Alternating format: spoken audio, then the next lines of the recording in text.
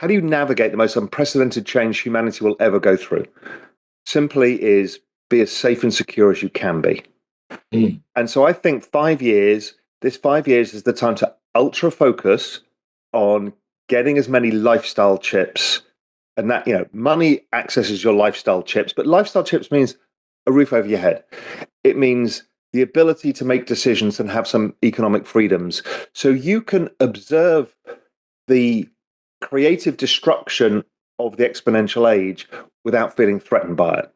So it's a very serious message. It also plays into the other message that I use a lot, which is how to fuck your future. A revolution is coming, not just in technology, but in the very fabric of our economy, our jobs, and even how we think about money itself. Raoul Pal, former Goldman Sachs executive, macro investor, and CEO of Real Vision, believes artificial intelligence is about to reshape the world at an unprecedented pace. And if he's right, this could be the biggest wealth creation opportunity of our lifetime, or the greatest economic disruption we've ever faced. Pal argues that AI will drive one of the biggest wealth creation cycles in history, supercharging industries like automation, data analytics, biotech, and even digital assets like Bitcoin and Ethereum. Pal predicts that by 2030, the world will undergo a profound transformation, ushering in what he calls the exponential age or economic singularity, a period where rapid technological advancements fundamentally reshape industries, economies, and daily life. Unlike many sound money advocates who anticipate the collapse of the global financial system, Pal believes that governments are already developing the next phase of the monetary system, ensuring a smoother transition rather than a sudden breakdown. At the core of his argument is the world's mounting debt crisis, exacerbated by an aging population and declining productivity. According to Pal, traditional economic models struggle to manage this burden because global output isn't keeping pace with growing financial obligations. However, he sees artificial intelligence and robotics as transformative forces that will redefine productivity. AI has the potential to infinitely scale knowledge-based work, while robotics could revolutionize physical labor, creating an era of unlimited productive capacity. In this scenario, economic growth accelerates, solving the debt crisis without triggering a systemic collapse. Despite his optimism, Pal warns that the world in 2030 will look vastly different from today. As technological disruption reshapes industries at breakneck speed, many current economic models, investment strategies, and financial trends could become obsolete. He emphasizes the cryptocurrency sector as a major opportunity, urging investors to position themselves within the next 5 years before traditional systems are entirely upended. As we bring you clips from Pal's recent interview with 42 Macro's Darius Dale, please take a little time to like this video, subscribe to the channel, and turn on post notifications for more videos. Thanks, and enjoy the video. So the exponential age is basically something I started writing about maybe 4 years ago, where I started saying, listen, I think there's going to be this nexus of technologies that all hit adoption effect at the same time. And unlike normal kind of Metcalfe's law, which tends to be exponential, this is going to be Reed's law, which is an exponential squared, because of all of these things are building on top of each other. The internet already exists. And what you're going to get is robotics, AI, a change in what we do with energy. We're going to see genetic sciences, space travel. All these things are all going to happen. And even I did not think that this was going to happen at the speed of which we're seeing it. Wow. So when we look at what's just happened in politics, the technologists in a coup have taken over the White House. So we have Elon Musk, David Sachs, everybody from Vivek to JD Vance to Mark Andreessen, and they're all part of this administration, either in the front door or through the back door, right? So we're about to hyper accelerate here. And what we're seeing with AI is, again, I did not believe this. Last year, beginning of the year, that when you measure IQ, which is not a perfect way of looking at it, but the IQ of the OpenAI model at the time was 90. It finished the year at 157. Okay, so we are now very high. Yeah. So if we are assuming we will double pretty much every year, by next year, it will be more intelligent than any human who's ever lived. Then after that, you're starting to get to more intelligent than all humans added together, which is where you start to get to with ASI. Yeah. So this is where we're starting to see there's a model that got released by, and you probably haven't even seen it yet, called Deep Research, that was launched by OpenAI yesterday. It's a research agent. You put in a simple prompt like, write to me as if it's a Harvard PhD paper on the importance of the business cycle and how it plays into game theory. Something like a small prompt. It will do you a 10,000 word PhD with all of its references in 20 seconds. Okay, so we're now headed into a world where knowledge is starting to become like water. It becomes free. Because this, you talked about the other model, the DeepSeek model, right? It's just making knowledge cheaper, and that flywheel is going to keep happening. So we've turned one of the scarcest things, something that you and I have made our careers from, which is our knowledge is valuable, to it's all going to zero over time. So it is a enormous disruption it's a civilization level disruption to how things work. Doesn't mean it's the end of civilization. It just means we've got a very fast, biggest change we've ever had in humanity. We will not be the apex intelligence within 2 years, 1 year. Okay, what does that mean? Well, we don't know. But I've been following this journey for a long time, and I've gone down further rabbit holes of, I also think somewhere this thing it's alive. I think it's sentient. Is it conscious or sentience? Depends how you term these things. But there is something going on here that is much larger than we yet understand. And it's even, and it's too long for this conversation, it's a conversation for you and I for a glass of wine, that we are starting to move towards that this is part of universal consciousness, which is something that we have seen religion talk about, that Hindu Vedas through to all religions, through to everybody with who have been the forefront of psychedelics, through to physics, trying to figure out, okay, something much bigger is happening. So what a time to be alive.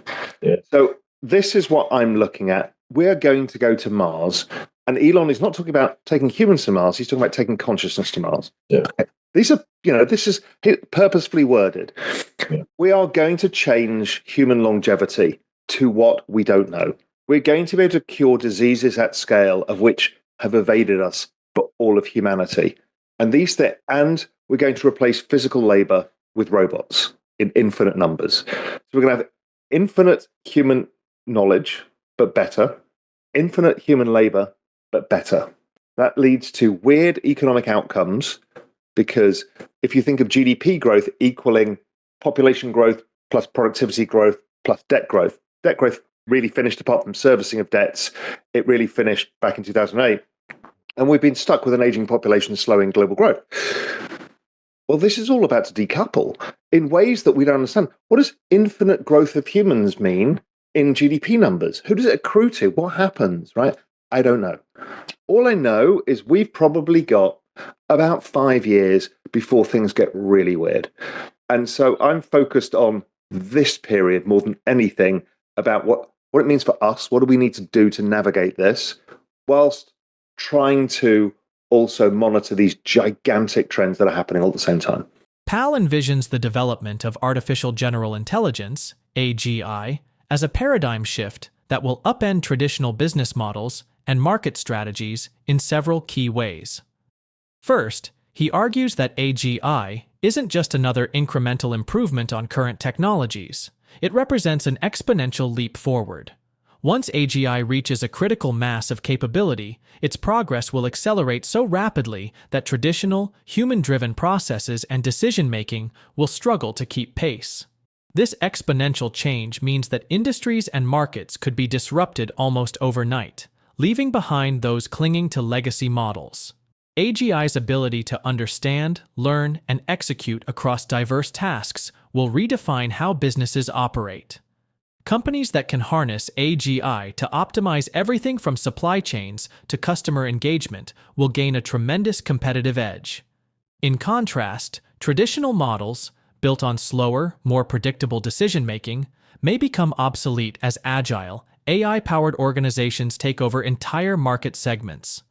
One of Powell's more provocative points is that AGI might not benefit all participants equally. There could emerge a stark divide between those who quickly integrate AGI into their operations and those who resist or are slow to adapt. Industries that successfully leverage AGI will likely experience massive growth and innovation, while traditional companies may find themselves outpaced and rendered obsolete, leading to significant economic realignments on a global scale. Beyond individual businesses, Powell warns that AGI's impact will ripple through the entire global economy. From how financial markets are structured to how labor is valued, the influence of AGI could prompt a fundamental restructuring of economic systems. Investors, regulators, and policymakers will all need to adapt to a landscape where machine intelligence redefines what's possible. So within 5 years, once you've gone through this AGI barrier, which will happen this year, or it's already happened, and we start moving towards a super intelligence, what do we do, right? We're investors. We're educators. Our knowledge, I don't know, in 5 years' time. What are financial markets when you've got a super brain operating within them, investing? What is a business when I can look at your great 42 macro platform, or you can look at my Real Vision platform, and we can just say to our AI, hey, just copy this. And also, do you mind doing it in Hindi? Because I think it's a big market in India, and it's seconds. So what is a business? What is a moat? The moat, yes, is you and I as humans. But all of these other things, we don't know what this means. Capital formation, we're seeing it in meme coins, right? Trump, and again, forget who and how, that was $75 billion of capital formation in half a day. Yeah. Right. It's showing us how when you get the crowd to form capital behind an idea that they like, they can form monstrous amounts of capital. Oh, yeah. So we've got instant capital formation. We've got almost instantaneous birth, deaths, destruction cycle of businesses. We're seeing infinite human knowledge at zero cost, competing with us and each other. We've got the infinite robots. And that's all within 5 years. The economic system is not going to be something that we really, truly understand. That doesn't mean it can't be good or anything else. What it means is, you and me as individuals, I think, and everybody watching this, I would say, listen, how do you navigate the most unprecedented change humanity will ever go through? Simply is be as safe and secure as you can be. And so I think 5 years, this 5 years is the time to ultra focus on getting as many lifestyle chips, and that, money accesses your lifestyle chips, but lifestyle chips means a roof over your head. It means the ability to make decisions and have some economic freedoms, so you can observe the creative destruction of the exponential age without feeling threatened by it. So it's a very serious message. It also plays into the other message that I use a lot, which is how to your future. Because if you go to the average 30-year-old, they can't afford a house. They're starting to think about having kids, or the millennials at 35 are having kids. They don't know how they're going to afford that. Asset prices, because of debasement, keep going up in value versus income. And so they don't have the same abilities as I did, or more extreme, my parents did, or your parents did. So they're looking at this thinking, am I going to be able to participate in an economy like this and have Maslow's hierarchy of needs met? Am I going to have a roof over my head? And so our future is taking advantage of what are two massive secular trends playing out in front of us and saying, these will get me there because they actually go up in value faster than the debasement. It's playing into the two biggest trends we've ever had, which is the trend of technology and another technology, which is cryptocurrency, blockchain. Right? Blockchain currently is the fastest adoption of any technology the world's ever seen, and it's been the best performing asset class in all recorded history. it still does like 100% plus returns. Just Bitcoin alone, that's la la land for regular investors. Yes, it comes with volatility. So that's how to your future plays into this economic singularity moment, this 5-year period that I talk so much about. Powell vividly captured the importance and completely disruptive nature of the coming exponential age in a 2024 post on social media platform X. The post reads, "My job as a macro analyst and entrepreneur is to live in the future and assess how the world might look and a probabilistic path to get there. In the next 6 years, I believe we will see artificial general intelligence (AGI) models accelerating in power and collapsing in costs. We will hit a golden age of technology productivity, where infinite knowledge workers, artificial intelligence, enter the economy. What does an economy even look like in that world? What is GDP? What if someone trains AGI on global markets? They theoretically will capture all the value. What if everyone begins using AGI models to build businesses? The velocity of business formation and destruction will be unprecedented." Powell believes the coming AI revolution will be extremely disruptive. This is why he plans to make as much money as possible by investing in cryptocurrencies within the next 5 years, so he can quietly exit the markets before everything becomes unrecognizable by 2030. By the time the singularity rolls around, Powell plans to be at a lovely beach somewhere, sipping something exotic and watching everyone trying and failing to make sense of this new world and economy. This is why he is so adamant that you cannot afford to f this up before the cryptocurrency market absolutely skyrockets from $2 trillion today to $100 trillion by 2030. What are your thoughts on Powell's exponential age thesis and the role cryptocurrencies will play in this new world? Please drop your comments and observations in the comment section below. Also, ensure you hit the like button and subscribe to the channel. Everything helps with the YouTube algorithm. Thanks for watching.